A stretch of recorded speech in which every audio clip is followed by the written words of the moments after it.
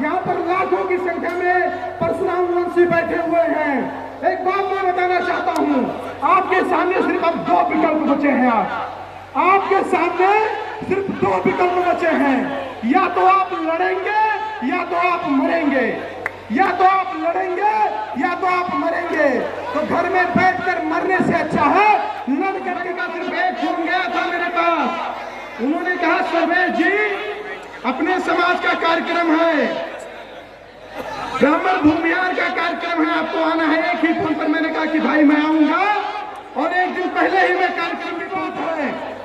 एक बड़े देश जब से आजाद हुआ, इस देश के नेताओं ने क्या कहा कि हम जाति विहीन समाज की स्थापना करेंगे। इस देश के नेताओं ने क्या कहा कि हम जाति विहीन समाज की स्थापना करेंगे, हम समरसता स्थापित करेंगे। लेकिन ये दुखद है, दुर्भाग्यपूर्ण है कि आजादी के 75 साल बाद जातिगत जनगणना करवा करके लोगों के अंदर जातीय भावना पैदा की जा रही है। सुख नहीं बचा पाएंगे। हमेशा यह बात याद रखना चाहिए कि जब जब हम बटे हैं तब तब हम कटे हैं। अब बटने का समय नहीं है, एक होकर के लड़ने का समय है। आशुतोष जी काफी दिनों से स्वरों की लड़ाई लड़ रहे हैं, हम भी स्वरों की लड़ाई लड़ रहे हैं।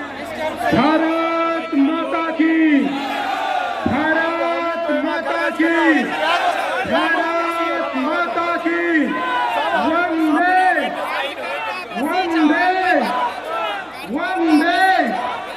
जय परशुराम, जय परशुराम। आवाज दूर दूर तक जानी चाहिए। जय परशुराम, जय परशुराम। आज ये जो भीड़ देख रहा हूं, हृदय गदगद हो गया है मेरा।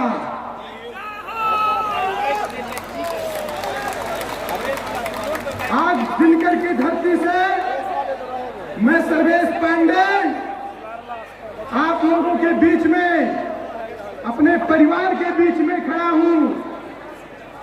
इतने बड़े भव्य और दिव्य कार्यक्रम के आयोजन के लिए बड़े भाई आशुतोष कुमार जी का मैं बहुत बहुत धन्यवाद देता हूं। आशुतोष भाई का सिर्फ एक फोन गया था मेरे पास, उन्होंने कहा सर्वेश जी अपने समाज का कार्यक्रम है, ब्राह्मण भूमिहार का कार्यक्रम है, आपको आना है। एक ही फोन पर मैंने कहा कि भाई मैं आऊंगा, और एक दिन पहले ही मैं कार्यक्रम में पहुंच गया।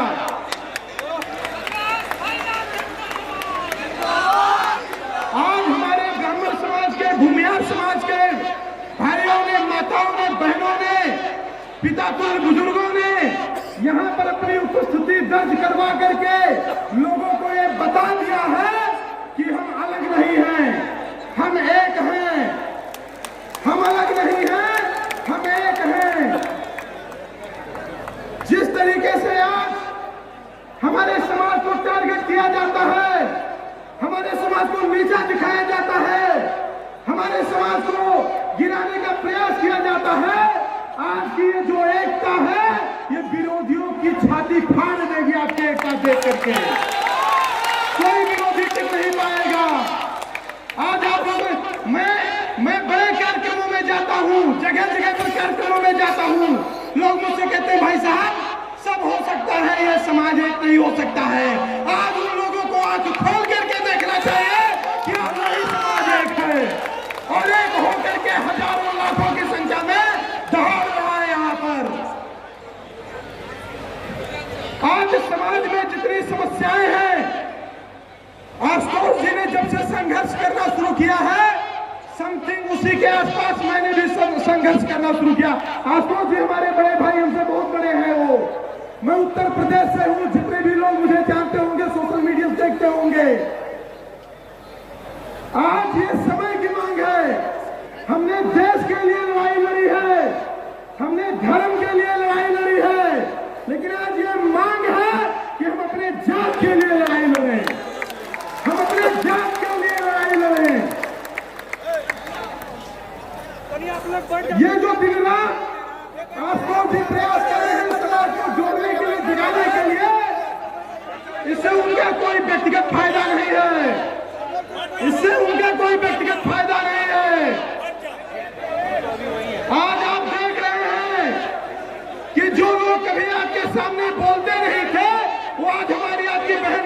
भी टिप्पणी करने लगे हैं।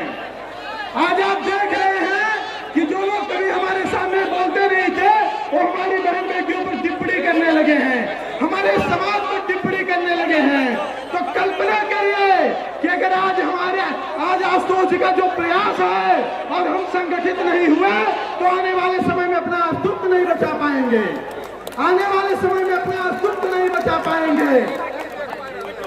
हमेशा यह बात याद रखना चाहिए कि जब जब हम बटे हैं तब तब हम कटे हैं।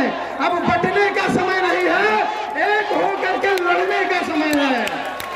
आशुतोष जी काफी दिनों से स्वरों की लड़ाई लड़ रहे हैं, हम भी स्वरों की लड़ाई लड़ रहे हैं। मैं एक बात बताना चाहता हूं, आज जो समाज की स्थिति है, आप कल्पना करिए कि इससे पहले समाज की क्या स्थिति थी और कल्पना करिए कि अगर आप संगठित नहीं हुए तो आने वाले समय में क्या स्थिति होगी। और ब्राह्मण भूमिहार वीरों की जाति है, ब्राह्मण भूमिहार वीरों की जाति है। हम हमेशा हम लोगों को जातवादी बताते हैं। हम एक बात बताएं, हम लोग कोई जातवादी नहीं थे ना जातवादी हैं। हमने तो हमेशा सर्वे भवन्तु सुखिनः और सर्वे सन्तु निरामया की बात की है। हमने तो हमेशा वसुधैव कुटुम्बकम की बात की है। लेकिन जब बात आज अस्तित्व पर आई है तो भगवान परशुराम के पद चिन्हों पर चलकर फरसा उठाने का प्रयास है हम लोगों का। क्योंकि कहा गया है कि जिस देश जात में जन्म लिया बलिदान उसी पर हो जाए। देश के लिए बलिदान दे करके हमने देश को बचाया। अब जात के लिए कुछ करने का समय है तो हम पीछे कैसे हट जाए भाई। आज जात के लिए करने का कुछ समय है तो पीछे कैसे हट जाए। और एक बात इस मंच से कहना चाहता हूं, हमसे बड़ा राष्ट्रवादी और हमसे बड़ा सनातनी कोई नहीं है। हमसे बड़ा राष्ट्रवादी, हमसे बड़ा सनातनी कोई नहीं है। अगर 700 साल मुगलों के शासन, 250 साल अंग्रेजों का शासन, शक हुड़ियों के शासन के बाद भी आप द्वितीया तृतीया अष्टमी षष्टमी मनाते हैं, भगवा पहनते हैं, तिलक लगाते हैं, तो ये हमारी वजह से, तो ये हमारी वजह से। आज जात जात की बड़ी बात हो रही है, लोग अपनी जात गिनवा रहे हैं। आज जात जात की बड़ी बात हो रही है, लोग अपनी जात गिनवा रहे हैं। तो एक बात बता दे भैया, हमारे पूर्वजों ने कभी जात गिनवाने की बात नहीं की। उन्होंने अपनी जनसंख्या, अपनी जाति, अपनी गर्दने सब कुछ देश और धर्म के लिए समर्पित कर दिया। अगर वो ये सोचते कि हमको जात ही बचाना है तो मैं चैलेंज के साथ कहता हूं कि हमारी जाति से ज्यादा किसी की संख्या ही ना होती, हमारी जाति से ज्यादा किसी की संख्या ही ना होती। लेकिन हमने कभी जात के बारे में नहीं सोचा, हमने हमेशा राष्ट्र के बारे में सोचा, हमने हमेशा धर्म के बारे में सोचा, हमने हमेशा मानवता के बारे में सोचा। हम हमेशा कहते हैं विश्व का कल्याण हो, प्राणियों में सद्भावना हो। हम कभी जातियों में सद्भावना की बात नहीं करते, हम कभी ब्राह्मण और भूमिहार के कल्याण की बात नहीं करते, विश्व के कल्याण की बात करते हैं। तो ये जात जात की बात खत्म होनी चाहिए। एक बड़े दुर्भाग्य की बात है, एक बड़े देश जब से आजाद हुआ, इस देश के नेताओं ने क्या कहा कि हम जात विहीन समाज की स्थापना करेंगे। इस देश के नेताओं ने क्या कहा कि हम जात विहीन समाज की स्थापना करेंगे, हम समरसता स्थापित करेंगे। लेकिन ये दुखद है, दुर्भाग्यपूर्ण है कि आजादी के 75 साल बाद जातिगत जनगणना करवा करके लोगों के अंदर जातीय भावना पैदा की जा रही है, लोगों के अंदर जातीय भावना पैदा की जा रही है। लोग समरसता की बात करते हैं, हम तो समरसता के नाम पर सबके यहाँ भोजन करते हैं भाई, हम तो समरसता के नाम पर सबके यहाँ भोजन करते हैं। लेकिन एक भी दूसरे जाति बिरादर का नेता समरसता के नाम पर सौरों की स्कॉलरशिप की बात नहीं करता, समरसता के नाम पर सौरों की स्कॉलरशिप की बात नहीं करता है। एक तरफ सभी लोग कास्ट सर्टिफिकेट लेकर के घूमते हैं और हमको पारे त्योहारी मिश्रा शुक्ला भूमिहार लगाने से जातवादी बताते हैं, हमको पारे त्योहारी मिश्रा शुक्ला भूमिहार बताने से जातवादी बताते हैं लोग। तो मैं कहता हूं कि अगर उनको अपने जात पर गर्व है तो हमको भी अपने जात पर गर्व है। और संख्या मत देखो, संख्या मत देखो, जंग में कागजी अपराध से क्या होता है, हिम्मतें क्या होता है। भाइयों, अगर संख्या सब कुछ होती तो 80,000 मुगलों के सामने 8,000 राजपूत ना लड़ पाते। अगर संख्या ही सब कुछ होती तो 80,000 मुगलों के सामने 8,000 राजपूत ना लड़ पाते। तो संख्या मायने नहीं रखता, हमारा साहस, हमारा हौसला मायने रखता है।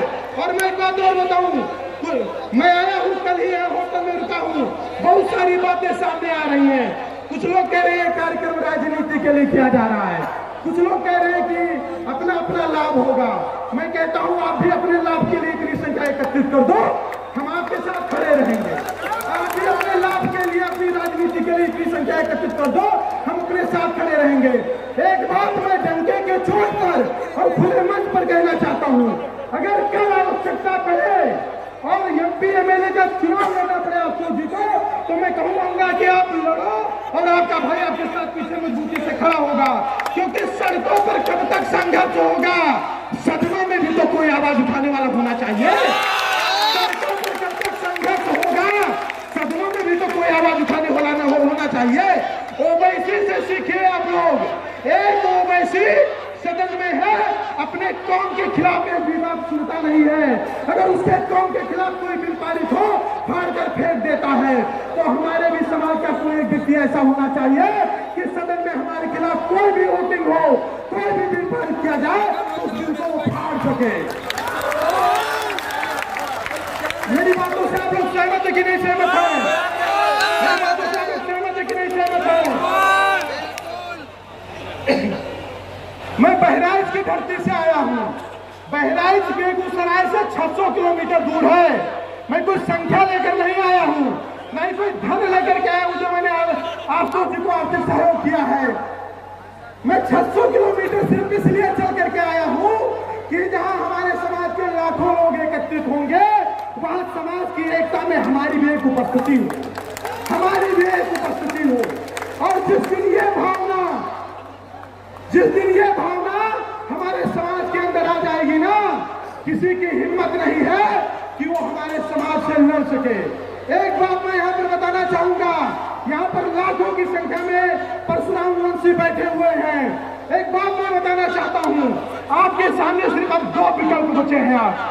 आपके सामने सिर्फ 2 विकल्प बचे हैं, या तो आप लड़ेंगे या तो आप मरेंगे, या तो आप लड़ेंगे या तो आप मरेंगे। तो घर में बैठकर मरने से अच्छा है लड़ करके मरा जाए। अगर जीत जाएंगे तो राजा होंगे, और अगर मर भी जाएंगे तो शहीद कहलाएंगे। और समाज के लिए लड़ते लड़ते मरना भी गर्व की बात होती है। समाज के लिए लड़ते लड़ते मरना भी गर्व की बात होती है। कुछ दिन पहले की बात है, देवरिया में घटना हुआ, 5 ब्राह्मणों की नृशंस तरीके से हत्या हुई। एक पत्रकार महोदय ने कहा कि कोई आपको प्रदान क्यों करे, कोई आपका सम्मान क्यों करे, आप लोग फर्जी सम्मान लेना चाहते हैं, फर्जी प्रणाम करवाना चाहते हैं। मैंने उनको बताया, भूमिहार ब्राह्मण को कोई प्रणाम, कभी हम 47 लगा करके प्रणाम नहीं करवाते, किसी से करवाते हैं क्या? करवाते हैं क्या? हमको लोग प्रणाम हमारी योग्यता से करते हैं। हमारे समाज में दधीची हुए, हमारे समाज में दधीची हुए, जिन्होंने अपनी हड्डियां दान में दे दी सिर्फ विश्व कल्याण के लिए। अभी किसी की एक उंगली काट कर मांग ली जाए, नहीं दे पाएगा, कोई नहीं दे पाएगा। तो हम उस समाज से आते हैं। तो मैं सिर्फ यही इतना कहना चाहता हूं, क्योंकि 4:30 बजे मेरी ट्रेन है। आप लोग पूरी ताकत के साथ संगठित होइए। और एक बात मैं बता दूं, हम कभी एक कार्यक्रम में एकत्रित होते हैं, कभी एक सभा में एकत्रित होते हैं, लेकिन आपके लिए जो लड़ने वाला लीडर होता है ना, वो 24 घंटे आपके लिए लड़ता है, शारीरिक रूप से लड़ता है, मानसिक रूप से लड़ता है। तो एक बात मैं बताना चाहूंगा, ये कई दिन का संघर्ष है आशुतोष जी का, तब जाकर के इतनी बड़ी संख्या यहाँ पर एकत्रित हुई है। ये एक दिन का संघर्ष नहीं है। हर लोगों को लग सकता है कि आज लोगों को बुलाया गया, लोग आ गए। ये कई दिन की त्याग और तपस्या है, तब लोग यहाँ पर आए हैं। तो मेरा निवेदन है, आप अपने इस भाई को कभी पीछे मत हटने दीजिएगा। और एक वादा करके मैं इस बिहार की धरती से जा रहा हूँ, मैं एक वादा करके इस बिहार की धरती से जा रहा हूँ, समाज हित में आशुतोष जी का जहां पसीना गिरेगा, सर्वेश पांडे अपना खून बहाने के लिए तैयार रहेंगे। सर्वेश पांडे अपना खून बहाने के लिए तैयार रहेंगे। इन्हीं शब्दों के साथ मैं अपनी बारी को विराम दूंगा, क्योंकि बहुत सारे वक्ता हैं, समय का भी अभाव है। भारत माता की जय, वंदे मातरम, जय भगवान परशुराम।